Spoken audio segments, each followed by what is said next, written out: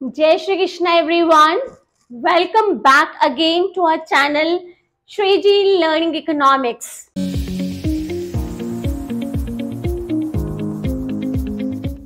तो आज हम करेंगे गवर्नमेंट बजट। गवर्नमेंट बजट में हमने क्या क्या करना है। सबसे पहले हम गवर्नमेंट बजट का मीनिंग करेंगे, that is what is government budget. और दूसरे पोर्शन में हम करेंगे गवर्नमेंट बजट क्यों बना, what are the objectives of government budget. और उसके बाद हम करेंगे स्ट्रक्चर और उसके बाद हम करेंगे डेफिसिट्स। राइट, पूरे चैप्टर में ओवरव्यू अगर मैं दूं आपको तो आना क्या क्या है बेटा। सबसे पहले गवर्नमेंट बजट है क्या, ठीक है। फिर गवर्नमेंट बजट के ऑब्जेक्टिव्स क्या हैं, राइट। उसके बाद गवर्नमेंट बजट का स्ट्रक्चर क्या है, राइट। उसके बाद क्या है different types of the government budget, जिसमें आना है आपका surplus budget and deficit budget. और फिर डेफिसिट कितनी तरह का है, 3 तरह का डेफिसिट है वो। और फिर उसके numerical. This is all about the chapter. इस चैप्टर में ये वाले पोर्शंस हमने कवर करने, राइट। सो सबसे पहले आता है what is government budget. So government budget क्या है, is a statement showing estimated receipts and estimated expenditure of a government in an accounting year, right।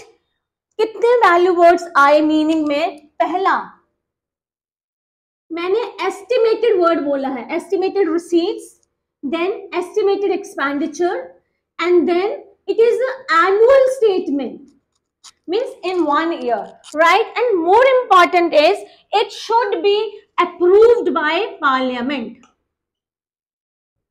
Is that okay? So focus on these words. Government budget के value words क्या है, statement है, annual statement है, right. जिसमें क्या पढ़ते हैं हम, एस्टिमेटेड रिसीट्स, एस्टिमेटेड एक्सपेंडिचर, कितनी देर में, एनुअल मैंने पहले बोल दिया, और it should be approved by the parliament. So this is about meaning of government budget. अब हमने करना है गवर्नमेंट बजट गवर्नमेंट क्यों बनाती है, क्या ऑब्जेक्टिव्स हैं। So please focus on this point, क्योंकि गवर्नमेंट बजट का ऑब्जेक्टिव हर साल, अगर आप प्रीवियस ईयर क्वेश्चंस देखते हो तो एक ऑब्जेक्टिव या 2 ऑब्जेक्टिव, अगर 2 ऑब्जेक्टिव आते हैं तो 6 मार्क्स में आएंगे, अगर एक ऑब्जेक्टिव आएगा तो 4 मार्क्स में आएगा, right. So today I will give you the one mnemonics, as I have told you कि गवर्नमेंट बजट के कौन कौन से ऑब्जेक्टिव हैं। सो द निमोनिक और the trick to learn the is that rare gems, R cube and gems, R here stands for rare gems. So government budget के objective का mnemonic क्या है, रेयर जेम्स, राइट। अब हम करेंगे कि आर से 3 मैम ने लिखे तो 3 क्या है, जे, ये इसकी अब्रिविएशन क्या है। So the first is R. First R stands for reallocation of resources. अब बेटा मेरी बात ध्यान से सुनो, ये तो बच्चे याद कर लेते हैं कि ये ऑब्जेक्टिव्स है, नाम भी याद कर लेते हो, पर 3 नंबर में उन्होंने आपके हर पॉइंट के अंदर वैल्यू पॉइंट्स देखने कि क्या वैल्यू पॉइंट्स कवर कर रहे हो आप, ठीक है। तो पहले रीएलोकेशन वर्ड मैंने बोला है, तो रीएलोकेशन ऑफ रिसोर्स का मतलब है रीडायरेक्टिंग द रिसोर्सेस, रिसोर्सेस को रीडायरेक्ट करना है। रीडायरेक्ट करना का मतलब क्या है कि एक जगह से हटा के दूसरी जगह पे लगाना है, राइट। अब कौन सी जगह से हटाना है और कहाँ लगाना है और कैसे लगाना है, राइट। तो यहाँ पर पॉइंट आएगा रीएलोकेशन ऑफ द रिसोर्सेज में कि हमने वो चीजों की प्रोडक्शन कर, रिसोर्सेज को उन चीज, पहला तो आ गया मीनिंग इसका, राइट। फिर है रीडायरेक्शन में कैसे हमने वो चीजें बनानी है which are good for the welfare, which increase the welfare, right. और उन चीजों को हमने प्रोडक्शन कम करनी है जो हमारे लिए क्या है, हजार्डियस है, हमारे लिए इंजूरियस है या हजार्डियस है। Is that okay. कितने वैल्यू पॉइंट आ गए, पहला मैंने बोल दिया रीडायरेक्शन, फिर मैंने कहा रिसोर्सेज को रीएलोकेट करना है। इंस्ट्रूमेंट कौन से लगाने हमने करना क्या है, प्रोडक्शन उन चीजों की करनी है जो वेलफेयर को इंक्रीज करते हैं, और प्रोडक्शन किसकी कम करनी है, जो हमारी जो हजार्डियस हैं। तो कैसे करें, हमें गवर्नमेंट क्या करेगी, गवर्नमेंट क्या करेगी कि टैक्सेस लगाएगी उन चीजों की प्रोडक्शन पे जो हमारे लिए क्या है, हजार्डियस है। Third value point. और उधर क्या करेगी गवर्नमेंट, क्या करेगी, सब्सिडीज प्रोवाइड करेगी, एड्स प्रोवाइड करेगी उन चीजों की प्रोडक्शन के लिए जो हमारे वेलफेयर को इंक्रीज करते हैं। So this is all about reallocation of resources. Value point याद हो गए सबको, इज दैट ओके? उसके बाद सेकेंड आर जो है आपका, वो है रिड्यूसिंग इनइक्वालिटीज, इनकम इनइक्वालिटीज। हम अपनी कंट्री की अगर हम बात करें ना बेटा, तो हमारे में इन आर कंट्री बहुत इनइक्वालिटीज है। Rich are more richer and poor are more poorer. So government का एक ऑब्जेक्टिव हमेशा से रहता है कि ये जो है गैप, रिचर और पुअर के गैप को क्या करना है, कम। So value point 1 is reducing income inequalities. Again the second thought, कैसे करेगी गवर्नमेंट, तो कौन से इंस्ट्रूमेंट अडॉप्ट करेगी गवर्नमेंट, तो again government will adopt two instrument, that is subsidies and taxes. Government will impose more taxes on the richer section, और जो पैसा वहां से इकट्ठा होगा revenue, the government will try to spend that money on the poor section. चाहे उनको किसी भी तरह की हेल्प कर दे गवर्नमेंट, कोई एड दे दे गवर्नमेंट, या कोई सब्सिडाइज्ड फूड दे दे, व्हाटएवर। सो इनकम कहां से ली, रिचर सेक्शन से ली गवर्नमेंट ने, और लेके किसको दी, पुअर को। तो जो यहाँ है वो क्या आ गए थोड़े नीचे, और जो यहाँ है वो क्या आ गए थोड़े ऊपर, राइट? तो क्या हुआ, reducing income inequalities, this is second R. And third R is reducing regional disparities. पहले मीनिंग, पहले समझेंगे कि रीजनल डिस्पैरिटीज होता क्या है, ठीक है? रीजनल, रीजन से बना है। कुछ रीजन्स हमारे क्या हैं, टॉप पे हैं, और कुछ रीजन्स हमारे डाउन हैं, राइट? सो इस डिस्पैरिटीज को, कुछ रीजन्स जो हैं हमारे मोर डेवलप्ड हैं and some regions are less developed. तो इस रीजन्स के गैप को भी हमने खत्म करना है।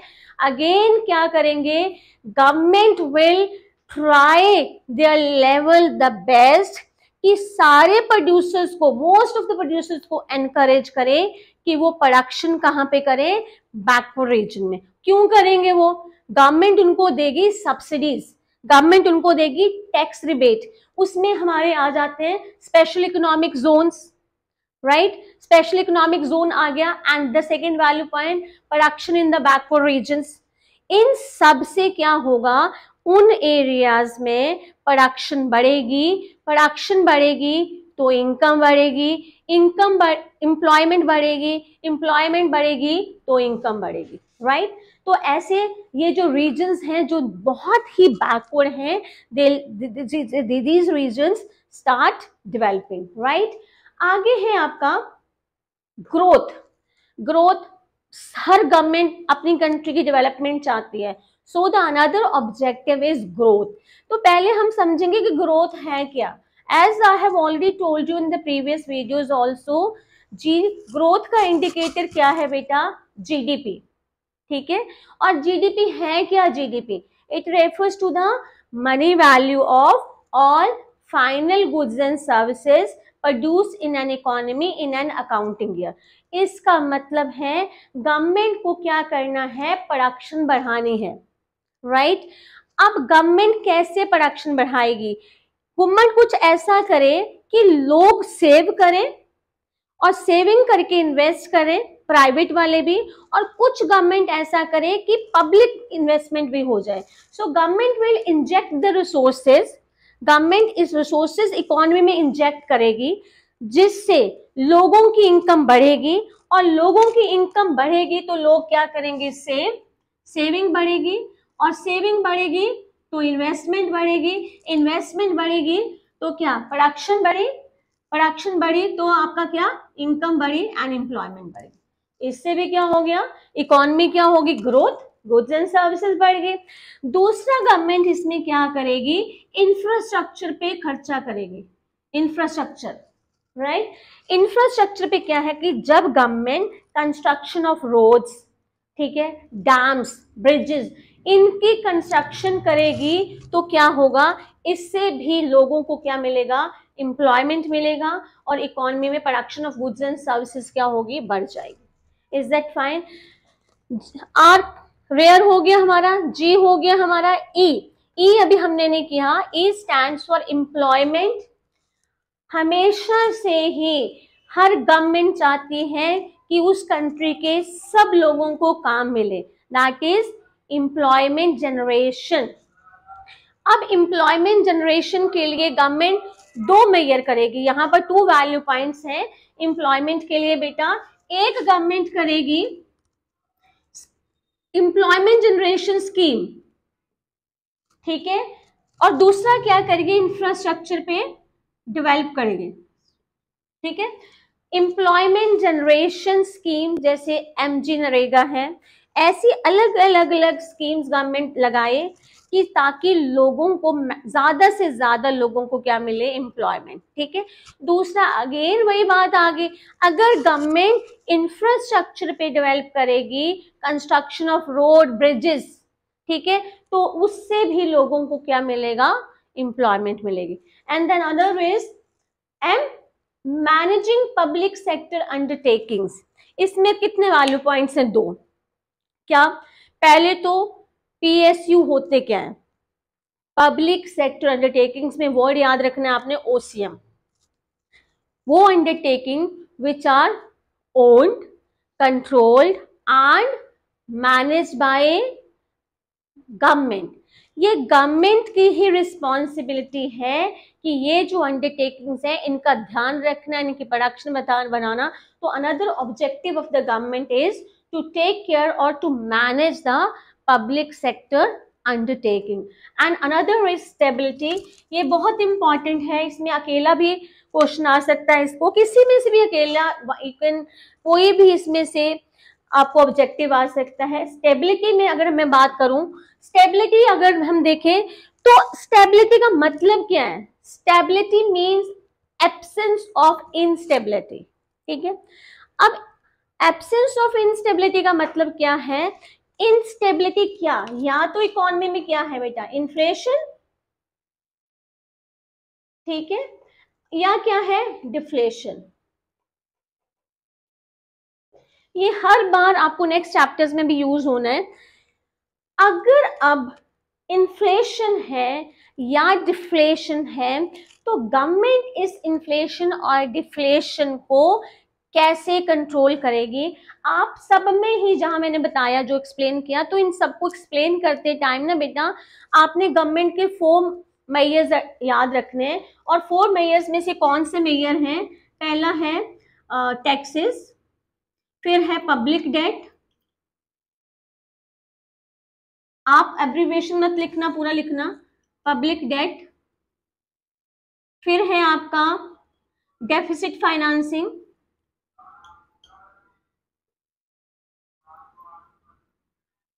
और फिर है गवर्नमेंट एक्सपेंडिचर, ठीक है। टैक्स, अब आपने ना इनको ध्यान में रखते टाइम ये ध्यान रखना है कि ये चारों जो बेटा इंस्ट्रूमेंट है इससे परचेजिंग पावर पे क्या इम्पैक्ट पड़ता है, क्योंकि हमारी इन्फ्लेशन और डिफ्लेशन में, इन्फ्लेशन में क्या है, परचेजिंग पावर ये हाई है, बहुत ज्यादा डिमांड है, तो उसको क्या करना, हमने नीचे लेके आना है। तो टैक्स क्या करेंगे, अब हम टैक्स लगाएंगे कि नहीं लगाएंगे, टैक्स लगाएंगे, टैक्स लगाएंगे तो डिमांड क्या हो जाएगी, कम। और फिर डेट, लोगों से पैसा लेंगे कि नहीं लेंगे, हमने कुछ भी ऐसा करना है कि लोगों की डिमांड क्या करनी है, कम, तो पब्लिक डेट भी लेंगे। Deficit financing, here you can see like this, to print a new currency, तो उस अगर इन्फ्लेशन है तो करेंसी प्रिंट नहीं करनी है, गवर्नमेंट भी खर्चा क्या करेगी, कम करेगी। तो याद रखने के लिए बताऊं कि अगर इन्फ्लेशन है तो टैक्स को बढ़ाना है, पब्लिक डेट को इंक्रीज करना है, डेफिसिट फाइनेंसिंग कम करनी है और पब्लिक एक्सपेंडिचर भी कम करना है in case of inflation, and you will reverse these in case of deflation. तो इससे आपका इन्फ्लेशन और डिफ्लेशन जो है कंट्रोल हो जाएगा। इसी पॉइंट में मैंने आपको जो नेक्स्ट चैप्टर आना है ना आपको, उसमें भी ये एक्सेस डिमांड और डेफिसिट डिमांड में, जिसमें गवर्नमेंट मेजर्स हैं और मॉनेटरी मेजर्स हैं, तो इसमें गवर्नमेंट मेजर्स यही कंट्रोल आपके जो है कवर हो गए। Is that okay? So this is all about the government budget, right? अब इसमें बहुत ज्यादा टाइम हो गया। Next is government structure. So the structure of the government में हमने क्या करना है बेटा, गवर्नमेंट स्ट्रक्चर में गवर्नमेंट के, मैंने आपको बार बार बोला कि बेसिकली दो इंस्ट्रूमेंट है, ठीक है? क्या है? पहला budget receipts and budget expenditure. Budget receipts का मतलब है कि जितने भी अलग अलग सोर्सेस से गवर्नमेंट के पास पैसा आ रहा है, राइट, वो क्या है? गवर्नमेंट का रिसीट्स है।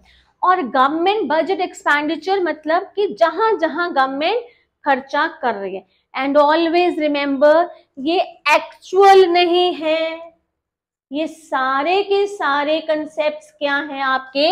एस्टिमेटेड हैं। Estimated revenue of the government and estimated expenditure of the government. और इसके आगे का जो पोर्शन है, दिस इज वेरी इंपॉर्टेंट, इस पे जरा ध्यान देना। बजट रसीट्स तो मैंने बता दिया, अगर आप सैंपल पेपर देखो तो इसमें से बहुत आपको पेपर आया हुआ है, क्वेश्चंस आए हुए हैं। बजट रसीट्स जो है हमारा आगे कितनी तरह का है? रेवेन्यू रसीट्स और कैपिटल रसीट्स। इस पे प्लीज, जैसे ऑब्जेक्टिव्स इंपॉर्टेंट है ना बेटा, ऐसे ही ये वाला पोर्शन बहुत बहुत बहुत इंपॉर्टेंट है। इसमें से आपको revenue receipts, capital receipts, revenue expenditure, capital expenditure के डिफरेंस के क्वेश्चन भी आ सकते हैं। और दूसरा, आपको ट्रांजैक्शन आ सकती है, आपको आइडेंटिफाई करना होगा कि वो रेवेन्यू रिसीट्स है कि रेवेन्यू एक्सपेंडिचर है, ठीक है? तो आइडेंटिफाई तब कर पाओगे अगर हमें पता होगा कि इनका मीनिंग क्या है, रेवेन्यू रिसीट्स और रेवेन्यू एक्सपेंडिचर का मीनिंग क्या है, ठीक है? रेवेन्यू हमेशा याद रखना कि रेवेन्यू जब वर्ड आए बेटा, तो आपने एन, प्लीज इस पे फोकस करो बच्चे, एन, जब रेवेन्यू वर्ड आया तो एन वर्ड याद रखना है, ठीक है? और दूसरा, एक और ट्रिक में बताने लगी हूं जो आपको आगे सारे ही स्ट्रक्चर में यूज होना है, CL, create liability and reduce asset. याद रहेगा क्या है ये? Create liability and reduce asset, ठीक है? इसका मतलब समझ में आ रहा है आपको?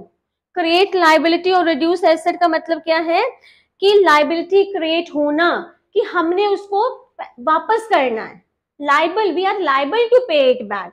और रिड्यूस एसेट का मतलब है कि पैसा ऐसे आए कि उससे एसेट हमारा रिड्यूस हो रहा है। जैसे मैं कुछ बेचूं, पैसा आएगा मेरे पास, ठीक है? Reduce asset. और क्या है? क्रिएट लायबिलिटी, अगर मैं किसी से बोरो करूं तो भी पैसा आएगा। पर अगर इन दोनों में से कुछ भी ना हो, ना तो neither create liability nor reduce asset, अगर इनमें से कुछ भी नहीं हो रहा है तो वो क्या है आपका? रेवेन्यू रसीट्स। याद रहा? प्लीज इस वर्ड को ध्यान में रखना, CL and RA। Is that okay? और NN नीदर नॉर। हर बार क्वेश्चन आता है पेपर में, हमेशा ही आप NCERT का एक ऐप आता है, उसमें पुराने सारे पेपर्स आ जाते हैं, आप चेक करके देखो, हमेशा क्वेश्चन आएगा इसमें से, राइट? अब ये मीनिंग मैंने आपको बता दिया, याद रहेगा ना? Neither create liability nor reduce asset. अब आप बोलोगे मैम ऐसा कहाँ होता है कि पैसे हमारे पास नीदर नॉर भी लगा हो और ना तो हमारा क्रिएट लायबिलिटी हो ना रिड्यूस एसेट हो? So this is further divided into tax revenue and non tax revenue. ये पेपर में आया हुआ क्वेश्चन इस बार सैम्पल पेपर में, what are the sources of tax revenue. ठीक है, तो टैक्स रेवेन्यू, अब मैं बोलूं बेटा कि टैक्सेस क्या है, कंपल्सरी पेमेंट्स हैं जो हमने देने ही देने। हमने गवर्नमेंट को टैक्स दिया, क्या गवर्नमेंट वो मुझे वापस करेगी? हमने, ठीक है, अब यहाँ पर मालूम मैं गवर्नमेंट हूँ, मेरे पास टैक्सेस के थ्रू इनकम आई, क्या गवर्नमेंट ने उसको वापस करना? No, not create liability. क्या वो पैसा गवर्नमेंट के पास अपना कोई एसेट बेच के आया? नो। तो टैक्स रेवेन्यू क्या है? आपकी रेवेन्यू रसीद से। इसके अंदर अब आप बोलो, बताओ कौन कौन से टैक्सेस हैं? ये भी पेपर में आया हुआ है question. Taxes are further divided into two parts, that is direct tax and indirect tax. ये भी अच्छे से करना बेटा। डायरेक्ट टैक्स का मीनिंग क्या होता है? डायरेक्ट टैक्स मतलब टैक्स आर जिस पे टैक्स इम्पोज हुआ, अगर वही टैक्स पे करता है तो वो क्या है? Direct tax. दो वर्ड याद रखने इसमें, imposed and paid. If the tax is imposed on one and paid by the same person, तो वो क्या है? डायरेक्ट टैक्स है। Example, income tax, wealth tax, ये क्या है? आपके डायरेक्ट टैक्स है। Income tax, wealth tax. और indirect tax levied on one and paid by the other. एक उसको टैक्स एक किसी पे लगता है और पे कोई और करता है, तो वो क्या है? आपका इनडायरेक्ट टैक्स। जैसे आपका सेल्स टैक्स है, जीएसटी है, these all are indirect taxes. So this is about revenue receipts में क्या? Tax receipt, tax again, direct taxes and indirect taxes. ठीक है, अब दूसरा आया आपका कि क्या सिर्फ टैक्सेस के थ्रू टैक्सेस ही रेवेन्यू रिसीट्स है? No, there are other sources for the government जो जिनके थ्रू गवर्नमेंट को पैसा आता है, पर ना तो क्रिएट लायबिलिटी क्रिएट होती है, ना तो एसेट रिड्यूस होते हैं। वो क्या है? अब ये याद रखना आपने। मेन जो बच्चों को प्रॉब्लम आती है ये बता देती हूँ क्या है। पहला फीस, फीस कौन सी? जैसे लाइसेंस फीस हो, ठीक है। फिर क्या? पेनाल्टीज, ठीक है। फिर क्या है? फाइन्स, ठीक है। और तीन वर्ड ऐसे, तीन इसमें मोस्ट ऑफ द बुक्स में एग्जांपल दिए हैं, जो है एस्चीट, आप पूरा लिख लीजिए, ESCHET, एस्चीट, फोरफीचर्स और स्पेशल असेसमेंट, ठीक है। ये इनके थ्रू जो पैसा आता है, that these are the sources of indirect tax, non tax revenue, not in indirect tax. Is that clear? So we have done revenue receipts. Revenue receipts क्या? Tax, non tax, tax में direct tax, indirect tax और non tax में ये सारे type कर लिए। So this is all about revenue receipts. क्या word लगा था? neither nor। ये अगर आपको आ गया ना बेटा ये, तो इसका मतलब है कि आपको ये कंसेप्ट अच्छे से समझ आ गया।